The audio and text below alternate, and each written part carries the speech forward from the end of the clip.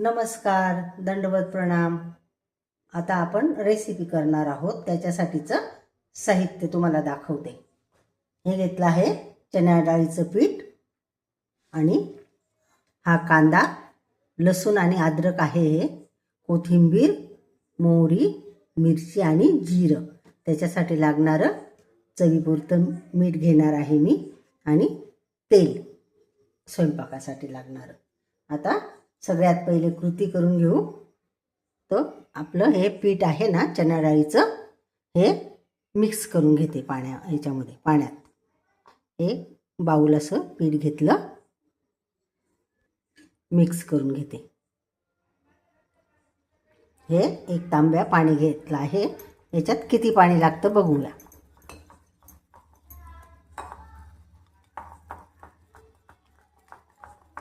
थोडं पाणी टाकायचं, जास्त नाही टाकायचं। जास्त टाकल्यावर गठोळ्या मुरत नाही। असं थोडं पाणी टाकल्याने पहिल्याने मिक्स करून घ्यायचं।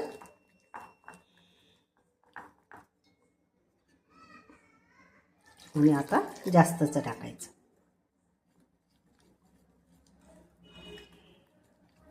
ही काही नवीन रेसिपी नाही आहे, ही पहिल्यापासून पूर्वजांनी केलेली आहे तयार, आणि ती कंटिन्यू पुढे चालते, आणि तीच आपण आज करणार आहोत। अगदी नवीन लहान मुलीपासून तर नवीन जो स्वयंपाक करते ना स्त्री, तिला प्रत्येकाला यायला पाहिजे, आणि येतेच एवढी सोपी प्रत्येकाला। अशी आहे ही आपली आजची रेसिपी। तर मग आता हे पीठ काढून घेतलं, आणि आता त्याच मापाने आपण अर्धा लिटरचा तांब्या घेतला आहे, आणि त्याच्यात फक्त हे एक बाउल पीठ घेतलं होतं आपण। तर आता किती पाणी लागतं ते मी तुम्हाला सांगते। याच्यात एवढं, आता हे उरलेलं जे पाणी आहे ना, तांब्या होता त्याच्यात एवढं वापरलं, आणि हे एवढं आहे। तर आता मी हे पातेल्यात टाकून आणि गरम करते। गॅस सुरू करून घेते, आणि या बाजूला पाणी ठेवते। हे पाणी आपल्याला लागणार आहे, पण किती लागेल ते नंतर समजेल आपल्याला। आणि आता इकडचा गॅस पण सुरू करते, आणि इकडे कढई ठेवते। आपल्याला याच्यात पिठलं म्हणजे झुणका, ही कढई आहे ना, ही बऱ्यापैकी जाड आहे तळाला। तर त्याच्यात आता तेल टाकून घेते मी।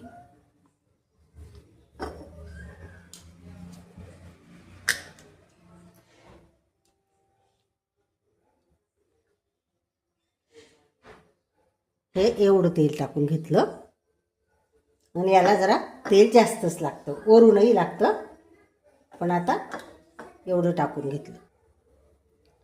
साधारणतः आपली जी तेलातली पळी असते ना, त्या 1.5 पळ्या असेल एवढं तेल टाकून घेतलं एवढ्या पिठासाठी। आणि आता ह्या पिठामध्ये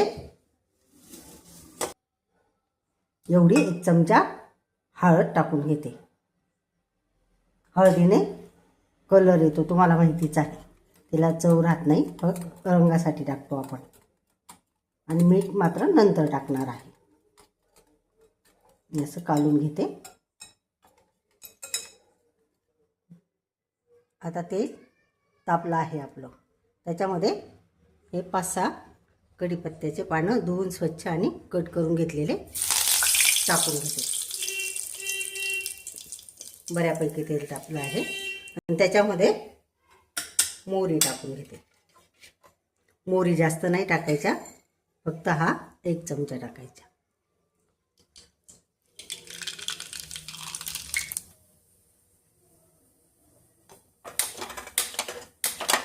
मोहरी बऱ्यापैकी तडतडली। आता जिरं टाकून घेऊ। हे 2 चमचे जिरं होतं आपलं। आणि आता बऱ्यापैकी लसूण आणि अद्रकचे तुकडे करून घेतले आहे।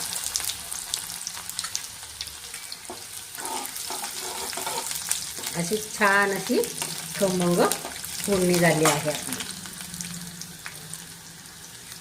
आणि आता हिरवी मिरचीचे 2-3 हिरव्या मिरच्या होत्या, 3 त्याचे तुकडे करून घेतले आहेत ते टाकून घेतो.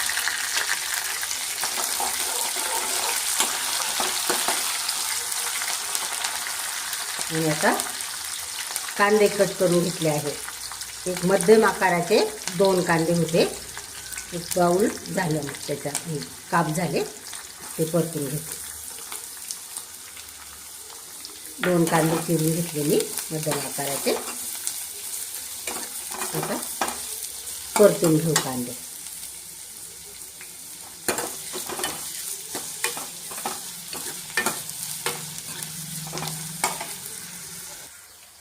आता मीठ टाकून घेते, म्हणजे कांदे ना लवकर शिजतील आपले.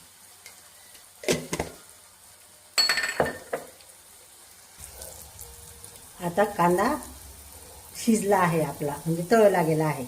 आणि हे बघा सगळं तेल सोडून दिलं आहे कांद्याने. आणि आता आपल्याला पीठ टाकून घ्यायचं आहे. ही रेसिपी काही अवघड नाही आहे, पण कोणी कसं करतं कोणी कसं करतं, प्रत्येकाकडे वेगळी वेगळी केली जाते. आपण हे गावरान पद्धतीने करतो आणि पारंपरिक पद्धतीने.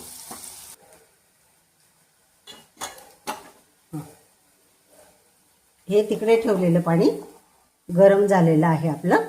एवढं उरलेलं पाणी होतं ना, त्या अर्धा लिटरमधलं, 1 तांब्यामधलं तेवढं उरलेलं पाणी मी गरम केलं आहे. आणि आपल्याला लागेल तसं वापरून घेणार आहे मी. आता हे जे आपलं बॅटर आहे ते टाकून घेते याच्यात.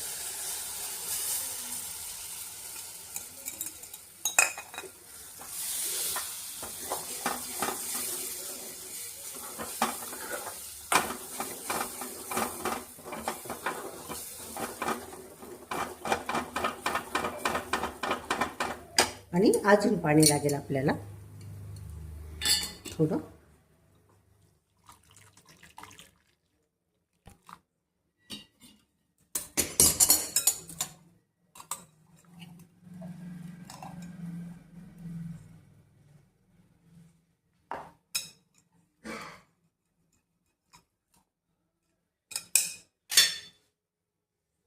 एवढं टाकून घेते.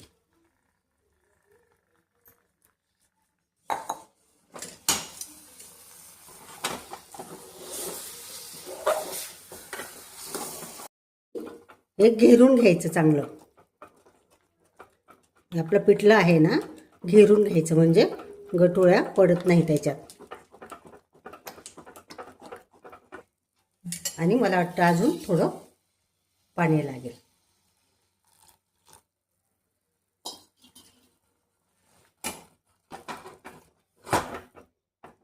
गुठळ्या पडल्या नाही त्याच्यामध्ये. तुम्हाला जरी नवीन असाल तर जसं जसं लागेल तसं, आणि मी सुद्धा जसं लागेल तसंच पाणी टाकलं. मी टाकू शकत होती एकदम सगळं पाणी, पण मी तुम्हाला दाखवण्यासाठी टाकते. आणि एवढंच पाणी उरलेलं आहे आपलं.